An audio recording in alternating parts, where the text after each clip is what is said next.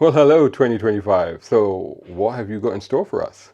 Well, it's always interesting to speculate, isn't it? So, let's lay down some predictions, shall we?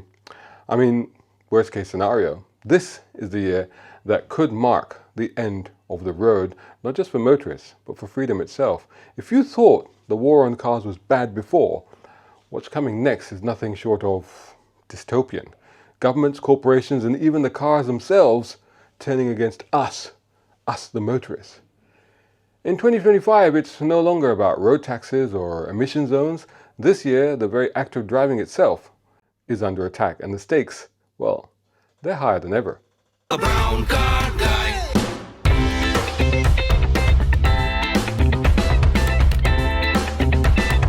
Brown car guy. First up, PayPerMile Tax. Oh, it's coming. It'll be proposed this year. Every mile tracked, every trip taxed. Pop to the shops? That's £3. Visit your parents across town? That's 50 quid, please. Thinking about a weekend escape? You'll need a bank loan. The open road? Forget it. Want to drive to Scotland? Once you get there, you'll have to sell your car to pay for the trip. As for the freedom to drive, stripped away. Unless you're in the 1%. And it doesn't stop there. New car ownership restrictions are coming, for sure. You'll need permits just to buy or sell a car, and limits on how many cars you can own, how often you can use them. The government will decide who can drive, to where, and when. It's like rationing, except it's not food or water being rationed. It's freedom. Kind of ironic if you think about it. And the toll on car manufacturers? Devastating. Jaguar? Gone. Not reinvented, not saved, just dead. And Stellantis? The ex-Vauxhall. That's two iconic brands wiped off the map, victims of a system that demands the impossible while punishing innovation. As for the physical dealerships, they're disappearing faster than petrol at £2.50 a litre.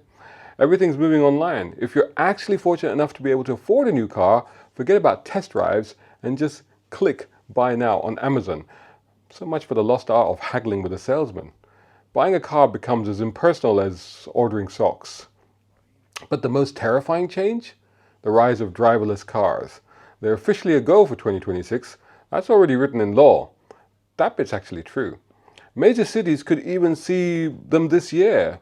They dominate, and Uber drivers, they hit the dole.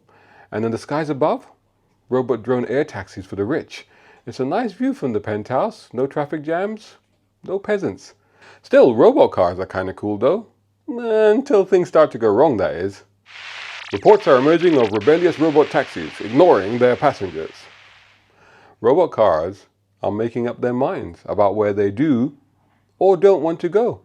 They're kidnapping customers, taking cheaters to their wives, criminals to the courts, and subversives to government checkpoints. Just remember, be nice to your AI and don't ever make it mad. You won't like it when it's mad.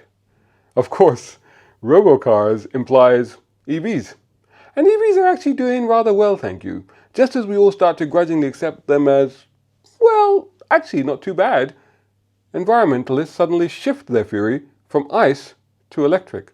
They start screaming about, well, what we've been trying to tell them all for years. The high environmental cost of a transition happening too fast, too soon, and too much. Oh, but the mining of rare earth metals, they lament. The pollution from building and shipping these things, they cry. Yes, we said all that. EVs get orange paint thrown on them. The very thing that we were told would save the planet is now condemned as an environmental catastrophe. Come on, what's this really all about? Doesn't matter. Protests erupt, factories shut down, and the EV revolution starts to collapse before it barely gets in its stride. 70% of the world's EVs come from China. So obviously by this point, tensions with China are boiling over. Tariffs skyrocket and trade wars erupt. But here's the real horror. Car warfare. Imagine this. Your car, remotely hijacked by manufacturers or hostile agents, turned into weapons. Entire fleets of ordinary vehicles taken over and weaponized. Cars driven remotely into crowded areas used for vehicular suicide attacks. The passengers? Collateral damage. Terrified, people refuse to step into their own vehicles anymore, fearing it might be used as the next weapon. The streets become silent, but not in peace. Instead, out of fear. Where does that leave us? Some turn to the past. Classic cars, older models, without connectivity, computer brains and drive-by-wire systems. They are suddenly in huge demand. A roaring black market emerges where outlaw mechanics keep these machines alive. They're rare, they're risky, they're rogue, but they represent freedom and taking back control. Well, some of it at least. How about everyone else though? Public transport becomes the last resort, but it's overloaded, overpriced and falling apart. People can't afford to travel or even go anywhere.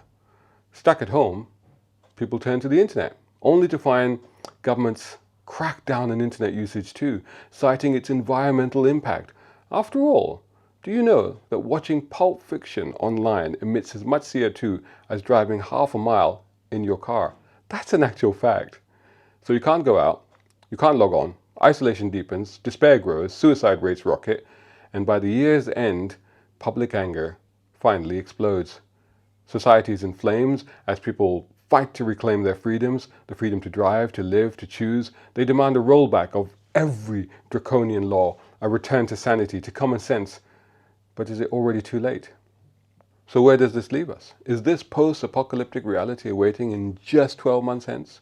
Could we be living the climax of a bad sci-fi movie? And somewhere out there is Lawrence Fishburne searching for the one. Would you take the red pill or the blue pill? Or is this something more? A cautionary tale, a warning of what happens when we surrender too much of who we are? Or could it all just be a bad dream? Let's be honest, this was all a bit dramatic, wasn't it? A little extreme. But sometimes we need a bit of drama to remind us of what's important. And what's important right now is that we still have the freedom to drive, to go where we want, when, and how we want, to just explore. So let's not waste it. Get out there. Take that road trip that you've been putting off. Visit the places you've been meaning to see. Revel in the roar of the engine and the hum of the tires and the wind howling past open windows. Make the most of the freedoms that we still have. Because who really knows what the future holds? Certainly not me, that's for sure. Don't forget to like, share, subscribe, comment, and I'll catch you all in the next video. Hi guys, I've been writing. This is my first book, a novel, an all-out action thriller, and this one is a collection of 13 stories I've written over the course of 2 decades. The Ulysses Files and The Quantum Races by BC Guy are out now on Amazon.com. Shout out time guys, thank you so much. Hey, if you enjoy my content, why not get involved? Buy me a coffee. You can do that at either of these links. Or if you're watching on YouTube, buy me a thanks or take out a membership. It all helps, it really does.